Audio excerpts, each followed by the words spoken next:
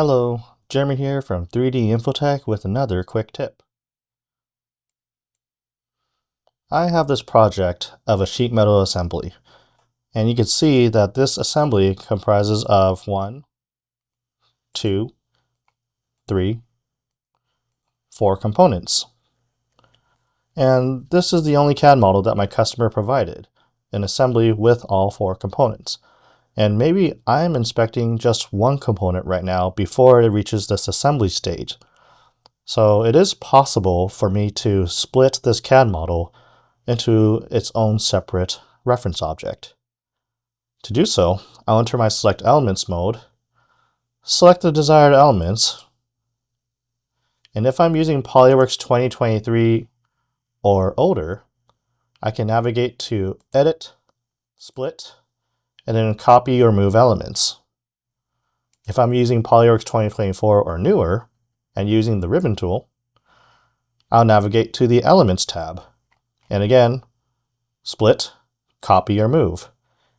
In my case, I'll press Copy, and you'll now see I have a new reference object in my tree view. So if I hide the original, it comprises of only that one component. Let me demonstrate that again for the second component. Select the desired elements,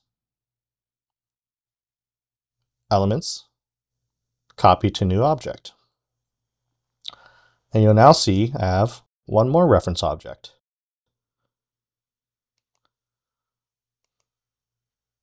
So that's just one application where splitting the CAD model will be helpful.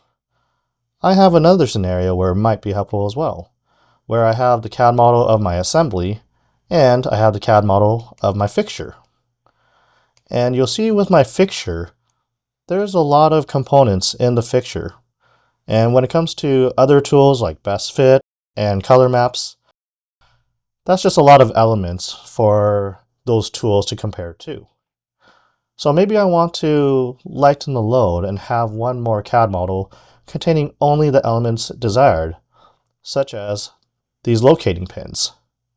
So, once again, I'll go to my element selection, select the desired pins,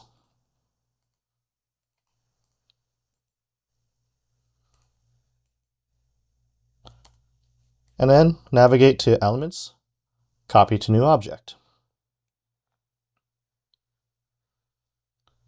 And now you'll see I have a CAD model with only those desired pins.